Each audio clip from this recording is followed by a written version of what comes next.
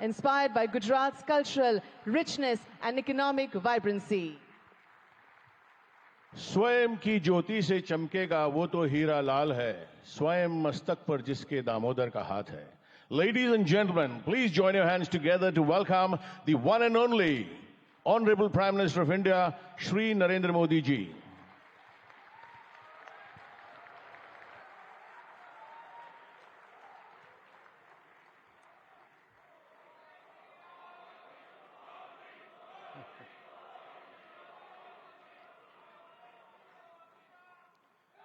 His Excellency Mr. Philip Nyusi, President of Mozambique, His Excellency Mr. Ramos Horat, President of Timor-Leste, His Excellency Mr. Petr Fiala, Prime Minister of Czech Republic, Gujarat के governor Acharya Devvrat जी, यहां के लोकप्रिय मुख्यमंत्री भूपेंद्र भाई पटेल, देश विदेश से आए हुए सभी विशेष अतिथि, अन्य महानुभाव, देवी और सज्जनों, आप सभी को 2024 की अनेक अनेक शुभकामनाएं.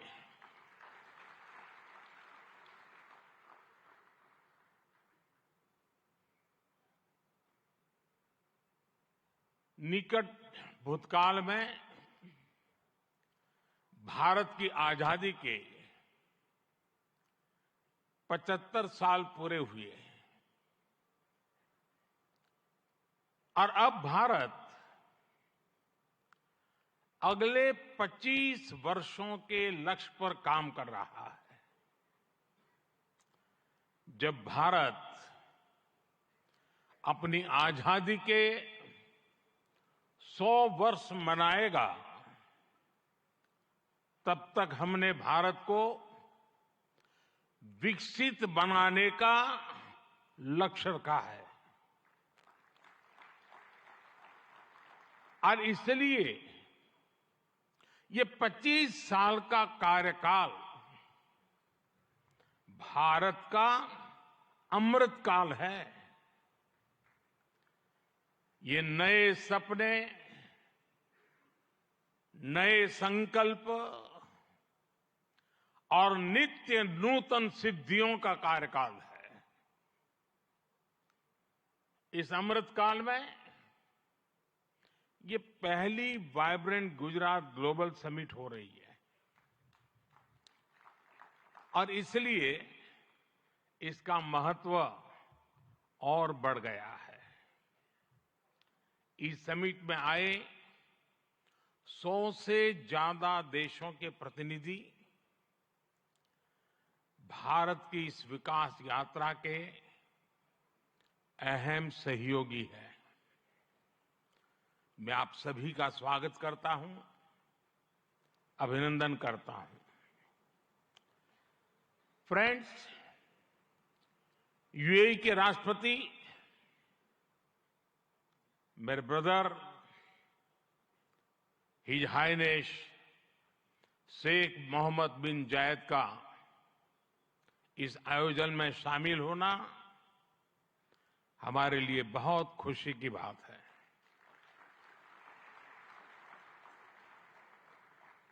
वाइब्रेंट गुजरात में इस समिट में उनका यहां चीफ गेस्ट के तौर पर उपस्थित होना भारत और यूएई के दिनों दिन मजबूत होते आत्मीय संबंधों का प्रतीक है. कुछ देर पहले हमने उनके विचार सुने. भारत को लेकर उनका विश्वास, उनका सहयोग बहुत ही गर्मजोशी से भरा हुआ है. जैसा उन्होंने कहा, vibrant Gujarat summit economic development और इन्वेस्टमेंट से जुड़ी जानकारियों और अनुभव साझा करने का ग्लोबल प्लेटफॉर्म बन गई है। इस समिट में भी भारत और यूएई ने फूड पार्क्स के विकास के लिए, रिन्यूएबल एनर्जी के क्षेत्र में सहयोग बढ़ाने के लिए, इनोवेटिव हेल्थ केयर में निवेश के लिए कई महत्वपूर्ण समझौते किए हैं। भारत के पोर्ट इंफ्रास्ट्रक्चर में यूएई की कंपनियों द्वारा कई बिलियन डॉलर के नए निवेश पर सहमति बनी है। यूएई के सॉवरेन वेल्थ फंड द्वारा गिफ्ट सिटी में ऑपरेशन शुरू किए जाएंगे। ट्रांसवर्ल्ड कंपनी यहां एयरक्राफ्ट और शिप लीजिंग एक्टिविटीज भी शुरू करने जा रही है। भारत और यूएई ने जिस तरह अपने रिश्तों को एक नई ऊंचाई दी है, उसका बहुत बड़ा श्रेय मेरे brother His Highness Sheikh Mohamed bin Zayed को जाता है। फ्रेंड्स, मोजाम्बिक के प्रेसिडेंट हिज एक्सेलेंसी न्यूसी से कल भी मेरी बहुत विस्तार से बात हुई है। उनके लिए तो गुजरात आना पुरानी यादों को ताजा करने जैसा है। प्रेसिडेंट न्यूसी आईआईएम अहमदाबाद के एल्यूमनाई है।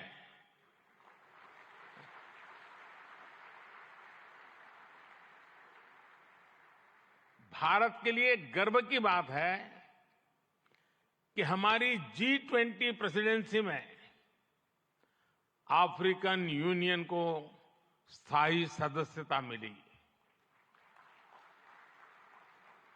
प्रेसिडेंट न्यूसी की भारत यात्रा से हमारे संबंधों को तो बल मिला ही है, भारत अफ्रीका के बीच घनिष्ठता और बढ़ी है। साथियों, चेक के प्रधानमंत्री हिज एक्सेलेंसी पैत्र फियाला जी की ये पहली भारत यात्रा इस पद पर है। वैसे वो भारत पहले भी आए हैं। चेक लंबे समय से वाइब्रेंट गुजरात समिट से जुड़ा हुआ है। भारत और चेक के बीच टेक्नोलॉजी, ऑटोमोबाइल्स, मैन्युफैक्चरिंग जैसे सेक्टर्स में सहयोग लगातार बढ़ रहा है। हिज एक्सेलेंसी पैत्र फियाला, मुझे विश्वास है आपकी इस यात्रा से दोनों देशों के संबंध और मजबूत होंगे। हमारे यहां कहा जाता है, अतिथि देवो भव, और प्रधानमंत्री के रूप में आपकी तो ये पहली भारत विजिट है। उम्मीद है आप बहुत शानदार यादें लेकर यहां से जाएंगे। फ्रेंड्स, नोबेल लॉरिएट और तिमोर लेस्ते के राष्ट्रपति हिज एक्सेलेंसी रामोस होर्ता का भी मैं भारत में स्वागत करता हूं। हिज एक्सेलेंसी रामोस होर्ता का गांधीनगर आना और विशेष है। आपने महात्मा गांधी के नॉन वायलेंस के सिद्धांत को अपने देश के स्वातंत्र्य संग्राम से जोड़ा है। आसियान और इंडो पैसिफिक क्षेत्र में तिमोर लेस्ते के साथ हमारा सहयोग बहुत अहम है। फ्रेंड्स, कुछ समय पहले ही वाइब्रेंट गुजरात ग्लोबल समिट को 20 वर्ष पूरे हुए हैं। बीते 20 वर्षों में इस समिट ने नए आइडियाज को प्लेटफॉर्म दिया है। इसने इन्वेस्टमेंट्स और रिटर्न्स के लिए नए गेटवे बनाए हैं और अब वाइब्रेंट गुजरात ग्लोबल समिट की इस बार की थीम है गेटवे टू द फ्यूचर। 21वीं सदी की दुनिया का फ्यूचर हमारे साझे प्रयासों से ही उज्जवल बनेगा। भारत ने अपनी G20 प्रेसिडेंसी के दौरान भी ग्लोबल फ्यूचर के लिए एक रोडमैप दिया है। वाइब्रेंट गुजरात ग्लोबल समिट के इस एडिशन में भी इस विजन को और आगे बढ़ा रहे हैं। भारत I2U2 और दूसरे मल्टीलेटरल ऑर्गेनाइजेशन के साथ पार्टनरशिप को लगातार मजबूत कर रहा है। One world, one family, one future का सिद्धांत विश्व कल्याण की अनिवार्य आवश्यकता है। फ्रेंड्स, आज तेजी से बदलते हुए वर्ल्ड ऑर्डर में भारत विश्व मित्र की भूमिका में आगे बढ़ रहा है।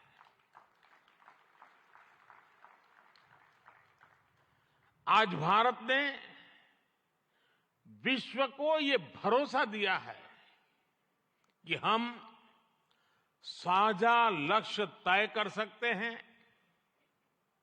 अपने लक्ष्य प्राप्त कर सकते हैं। विश्व कल्याण के लिए भारत की प्रतिबद्धता, भारत की निष्ठा, भारत के प्रयास और भारत का परिश्रम आज की दुनिया को ज्यादा सुरक्षित और समृद्ध बना रहा है।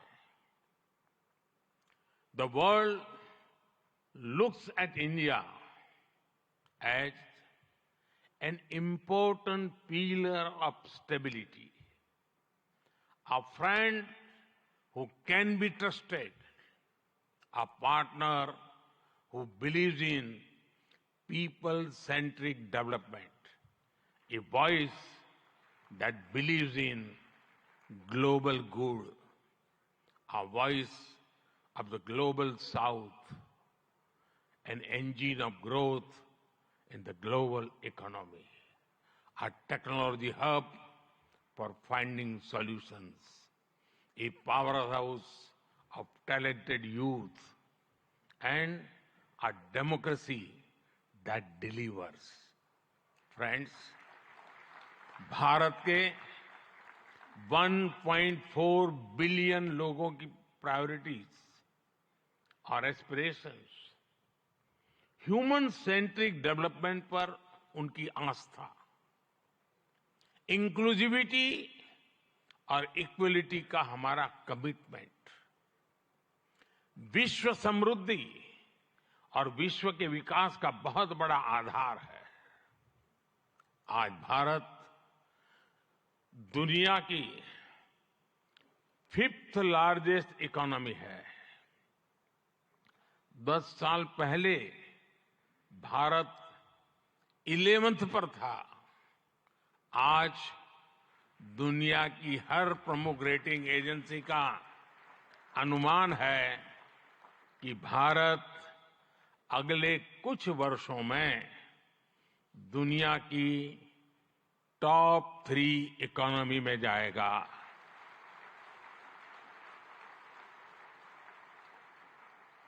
दुनिया के लोग जो एनालिसिस करना है करते रहे, मेरी गारंटी है कि हो जाएगा।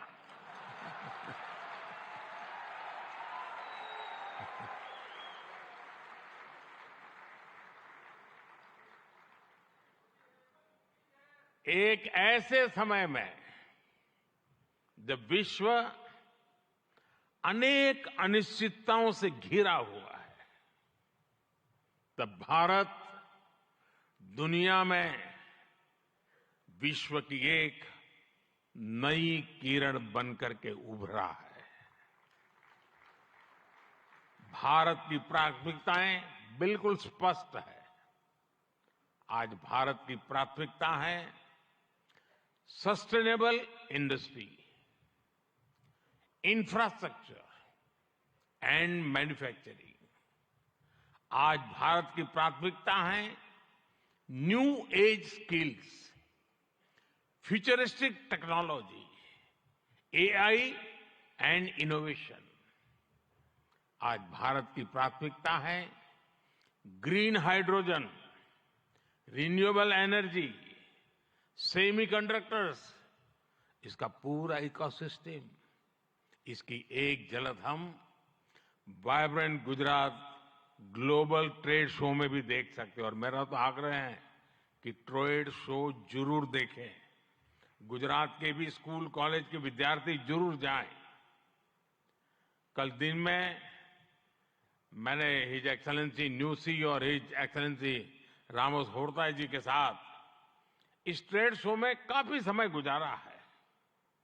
इस ट्रेड शो में कंपनियों ने world class state of the art technology से बने प्रोडक्ट्स का निदर्शन किया है। E mobility, startups, blue economy, green energy और स्मार्ट इंफ्रास्ट्रक्चर जैसे ट्रेड शो में एक प्रकार से छाए हुए हैं। ये जितने भी सेक्टर्स हैं, इनमें इन्वेस्टमेंट के लिए आपके पास लगातार नए अवसर बन रहे हैं।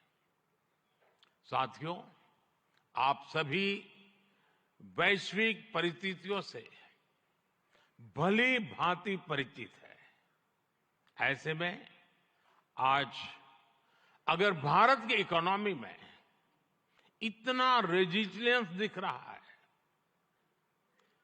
अगर आज भारत की ग्रोथ में इतना मोमेंटम दिख रहा है, तो इसके पीछे बड़ी वजह है बीते 10 वर्षों में स्ट्रक्चरल रिफॉर्म्स पर हमारा फोकस।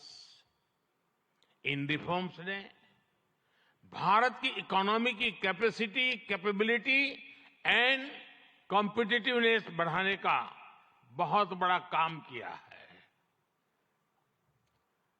रिकैपिटलाइजेशन और आईबीसी से हमने भारत के बैंकिंग सिस्टम को दुनिया के सबसे मजबूत बैंकिंग सिस्टम में से एक बना दिया है। ईज ऑफ डूइंग बिजनेस पर जोर देते हुए हमने 40,000 से ज्यादा कंपनीज को समाप्त कर दिया है, कंप्लायंसेस को समाप्त कर दिया है। जीएसटी ने भारत में टैक्स के अनावश्यक जाल को खत्म किया है। भारत में हमने ग्लोबल सप्लाई चेन के डाइवर्सिफिकेशन के लिए बेहतर माहौल बनाया है। हाल में ही हमने 3 FTA साइन किए ताकि ग्लोबल बिजनेस के लिए भारत और अट्रैक्टिव डेस्टिनेशन बन सके। इनमें से एक FTA तो यूएई के साथ ही हुआ है। हमने अनेक सेक्टर्स को ऑटोमेटिक रूट से FDI के लिए ओपन किया है। आज भारत इंफ्रास्ट्रक्चर पर रिकॉर्ड इन्वेस्ट कर रहा है। पिछले 10 वर्ष में भारत का कैपेक्स 5 गुना अधिक हो चुका है। फ्रेंड्स, भारत आज ग्रीन एनर्जी और ऑल्टरनेटिव एनर्जी सोर्स को लेकर भी अभूतपूर्व गति से काम कर रहा है। भारत की रिन्यूएबल एनर्जी कैपेसिटी 3 गुना बढ़ी है और सोलर एनर्जी कैपेसिटी में 20 गुना वृद्धि हुई है। डिजिटल इंडिया मिशन ने भारत में लाइफ और बिजनेस दोनों को ट्रांसफॉर्म कर दिया है। 10 वर्षों में सस्ते फोन और सस्ते डेटा से डिजिटल इंक्लूजन की नई क्रांति आई है। हर गांव तक ऑप्टिकल फाइबर पहुंचाने का अभियान, 5G का तेजी से विस्तार आम भारतीयों का जीवन बदल रहा है। आज हम दुनिया में तीसरे बड़े स्टार्टअप इकोसिस्टम है। 10 वर्ष पहले तक भारत में कुछ 100 स्टार्टअप थे। आज भारत में 1,15,000 रजिस्टर्ड स्टार्टअप्स है। भारत के ओवरऑल एक्सपोर्ट में भी रिकॉर्ड बढ़ोतरी हुई है। फ्रेंड्स, भारत में जो ये बदलाव आ रहा है, वो भारत के नागरिकों की ईज ऑफ लिविंग भी बढ़ा रहा है, उन्हें एम्पावर कर रहा है।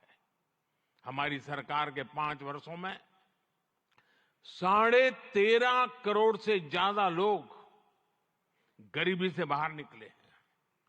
भारत में मिडिल क्लास की एवरेज इनकम लगातार बढ़ रही है। भारत में फीमेल वर्कफोर्स के पार्टिसिपेशन में भी रिकॉर्ड वृद्धि हुई है।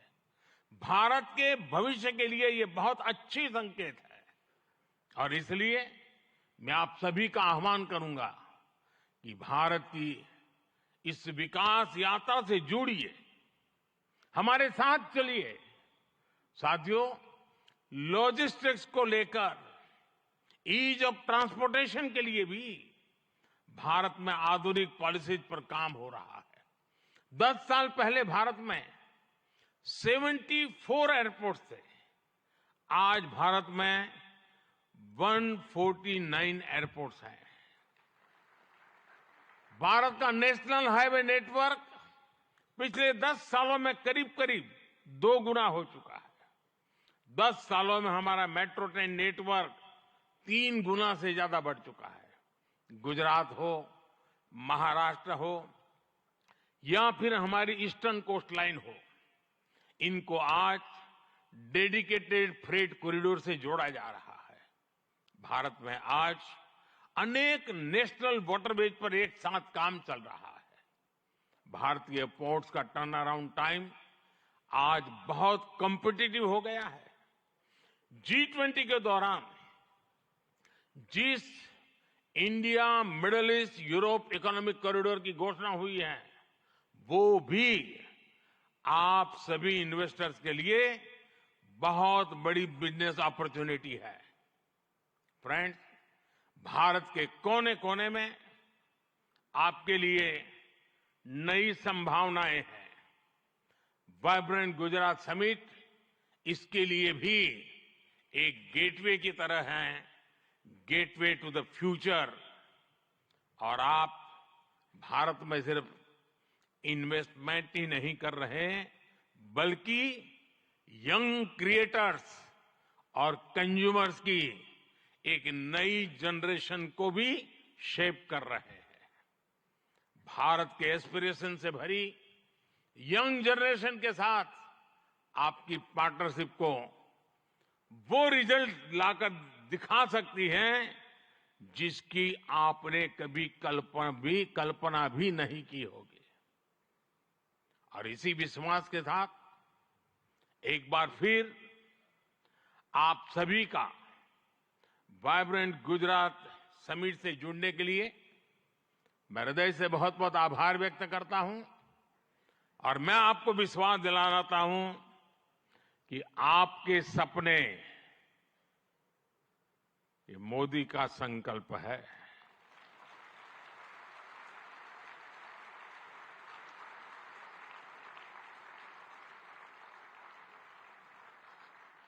आपके सपने जितने बड़े होंगे, मेरा संकल्प भी उतना ही बड़ा होगा।